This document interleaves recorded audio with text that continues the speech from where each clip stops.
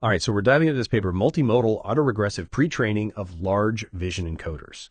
Yeah, I know, title's a bit of a mouthful, but the idea behind it, really interesting. We're basically talking about AI that can understand like pictures and D words at the same time. So our goal today, break this all down. Make it clear, even if you're, not a computer vision expert. Okay, so at the core of this whole thing is AIMV2. AIMV2, it's a family of vision encoders. Think of them as like the eyes of an AI system, the part that learns to actually see images and understand what's going on. What makes AIMV2 different is how it learns. It's called Multimodal Autoregressive Pre-Training. I know. More jargon. But think of it this way. You're watching something happen, right? You're not just using your eyes. You're also listening to what people are saying. Maybe you're reading a sign. Multimodal means learning from all these different sources at once. And the autoregressive part, imagine you're watching a movie. You've seen what happened before. You've heard the dialogue. You start to guess what's going to happen next. AIMV2 does something kind of similar. It looks at a picture and reads the caption. And it learns to predict, like, what the next piece of the image will look like. A&D, what the next word in the caption will be. It's almost like it's blurring the lines between seeing and reading. Like it understands that images and text, they go hand to hand. Why is this a big deal? Well, this approach is actually pretty simple to put into practice. And, it can be scaled up. We can train bigger and more powerful AI models with it. But it's not just about size. AI MV2, it's getting some really amazing results. Think about those image searches we all use. What if you could search using just normal language, like a photo of a dog wearing sunglasses on a beach? AI MV2 could make that kind of accuracy a reality. And here's where it gets even crazier. AI V2 is showing promise in something called zero-shot learning, meaning it might be able to understand images it's never seen before, just like we can sometimes get a new concept without needing tons of examples. Plus, AI V2, it's flexible about the size and shape of the images it works with. Some older AI models, they're kind of limited to one specific image size. It's like looking at a landscape through a tiny window. AI MV2 can be trained to process the whole image. Makes it way more useful for, real world stuff. Okay, so we've talked about how impressive AIMV2 is, but how does it actually work? Let's imagine AIMV2 is like a student in a classroom. It's got two main parts, the vision encoder and the multimodal decoder. The vision encoder, that's like the student's eyes. It focuses on the image, breaks it down into smaller parts, like words in a sentence. But the encoder doesn't just memorize everything. It uses prefix attention to focus on the most important parts of the picture. Like, when you skim an article for keywords to get the gist of it. This focusing ability is key for understanding the image, even if it's only seeing part of it. Then there's the multimodal decoder. This is like the student's brain. It takes the visual info from the encoder and mixes it with the text, just like our student connects what they see with what the teacher's saying. And now, the really cool part.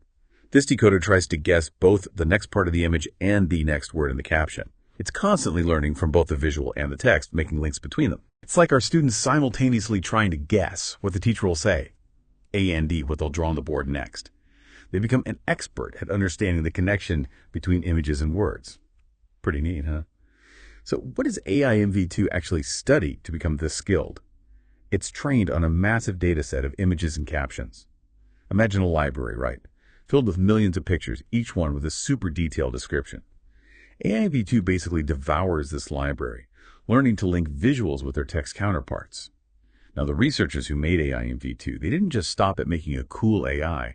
They wanted to understand how it learned. They did what's called an ablation study. Basically, they experimented with different AIMV2 setups to see what worked best. And one thing they found, when AIMV2 learns from both images and text at the same time, kind of like our student in the classroom, it did way better, especially on tasks that needed a deep understanding of both the visuals and the language. Another interesting finding, they tried using one decoder to handle both images and text instead of separate ones. And guess what? Worked just as well. Plus, it was simpler and more efficient. Like our student realizing they could use the same thought process to understand both the lecture and the diagrams. But not everything was easy. They also found that the capacity of the decoder was important. Think of it like the decoder's ability to process information. Too small, and it couldn't handle the task. Too big, and it got slow and clunky. It's about finding the right amount of info for a student to learn well. Not too little, not too much. So that's a lot to take in. We've covered what AIMV2 is, how it learns, and some of the key findings from the research. But we're just getting started. All right, so we've got a pretty good handle on how AIMV2 works on the inside. Now let's look at the bigger picture. What kind of impact could this tech have? And honestly, the possibilities are Pretty mind-blowing. One thing that really jumped out from the research was how well AI MV2 did on those benchmark tests. The ones they use to see how good AI models are. AI MV2 wasn't just keeping up with the top AIs out there. It was beating them in some cases. And across all sorts of different tests too. Like from the classic ImageNet dataset to more specialized ones, medical images, satellite stuff. What that tells us is that AI MV2 isn't limited to understanding just one type of image. It's developing a much broader understanding of like visual concepts, which makes it way more adaptable to new situations. Think about it like a student. The one who can only solve problems from the textbook versus the one who can apply their knowledge to like real world scenarios. AI MV2 is definitely showing signs of that real world smarts. And speaking of real world applications, the paper also talked about how AI MV2 could be used for object detection and grounding. Two pretty powerful capabilities that could totally change how we interact with, well, everything around us. Imagine a self-driving car, right? It needs to identify pedestrians, traffic lights, other cars, all in real time. Or a security system that can automatically spot suspicious activity. That's object detection. Giving AI the ability to actually see and locate specific things in an image, grounding takes it even further. It's about linking language to specific parts of an image. Like if someone says, look at the cat on the red couch.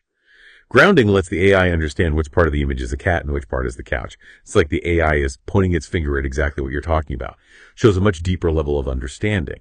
So AI MV2 isn't just seeing the world, it's starting to understand it in a way that's more similar to how we do, connecting visual information with language and context. Now, the researchers didn't stop there. They also wanted to test AI MV2 on tasks that were a little more challenging, ones that required more than just recognizing objects or understanding language. They wanted to see how it would handle complex multimodal scenarios, where it has to combine visual and text info to actually solve problems and answer questions. To do this, they used something called multimodal instruction tuning. Basically, they gave AI MV2 a set of instructions and then saw how well it could follow them using various question answering tests. Think of it like giving AI MV2 a pop quiz to see how well it's learned.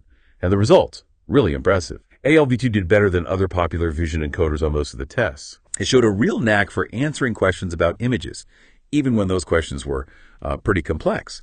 This means AI MV2 isn't just about seeing and reading, it's about using that information to solve problems and answer questions. It's showing a higher level of, cognitive ability.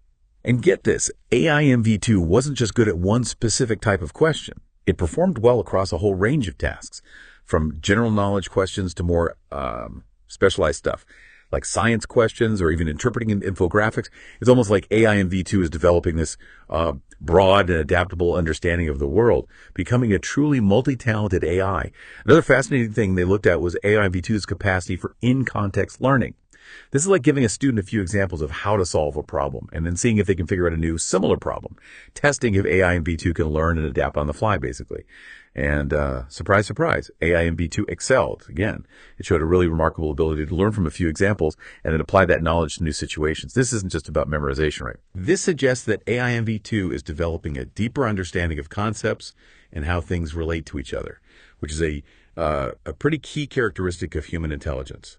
So AI MV2 can see, it can read, it can understand complex relationships, solve problems, A&D learn on the fly. It's a pretty incredible achievement in AI. But as with any new tech, there are still challenges. One of the biggest ones the researchers talked about was scaling.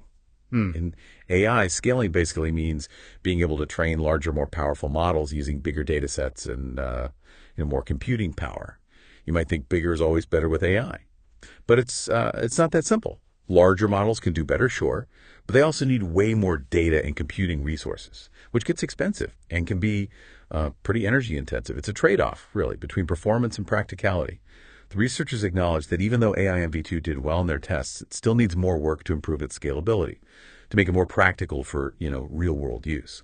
But even with those challenges, they're optimistic about AI MV2's future. They talked about several areas for future research, like exploring new training methods and architectures that could make AI MV2 more efficient and scalable. Clearly, the journey of AI MV2 is far from over. And the next chapter, well, it could hold even more groundbreaking advancements. But before we jump into those potential advancements, let's take a minute to think about what we've learned so far. What does it all mean for the future of AI? We'll be back in a sec to wrap things up and explore the bigger picture.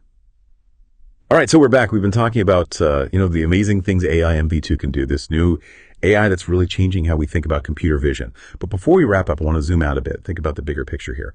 What does AI MV2 tell us about where AI research is going? One of the coolest things about AI MV2 is that it brings together a bunch of key trends in AI. We're seeing a shift towards these multimodal models, ones that can learn from all kinds of data, not just one type: images, text, audio, even video. And this is happening because researchers are starting to realize that the real world, it's not just one thing at a time, right? We don't experience life through just one sense. We use all of them to understand what's going on. AI MV2, it's like AI is catching up to how we humans actually learn and experience the world. And this is leading to AI systems that are more robust, more adaptable. They can handle a wider range of tasks in a way that's more, well, human. Now, something the researchers kept coming back to was this idea of scalability in AI. So what are the challenges and opportunities in scaling up models like AI MV2? How do we make a real impact with this? Well, scaling AI is complicated. One of the biggest hurdles is just the sheer computing power you need to train these huge models. As the models get bigger and the data sets grow, you need exponentially more computing resources. It's like building a skyscraper. You need a super strong foundation to support all that weight. So it's not just about having smart algorithms. It's also about having the infrastructure to handle these increasingly complex models. And we're seeing a lot of investment in that area, actually. Specialized hardware and software designed for, AI heavy lifting. Another challenge, we got to make sure these big AI models don't turn into these black boxes that we don't understand. Transparency is key. We need ways to interpret and explain how they work so we can trust their decisions and use them, responsibly. It's kind of like, imagine going to a surgeon. You wouldn't want them to operate on you without explaining what they're doing, right? The risks, all that. So where do we go from here? What are the most exciting frontiers in AI research, even beyond AI and V2? One area I find really fascinating is developing AI that can demonstrate more common sense. We humans, we're really good at making inferences, drawing conclusions based on how we understand the world. We fill in missing information, make assumptions that seem obvious to us. But for AI, that stuff is really hard.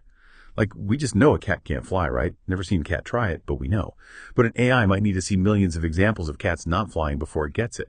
Creating AI that can reason more like humans, that's a huge challenge. But it's also incredibly exciting. Could unlock a whole new level of AI capability. Another cool frontier. AI that can learn and adapt more on its own.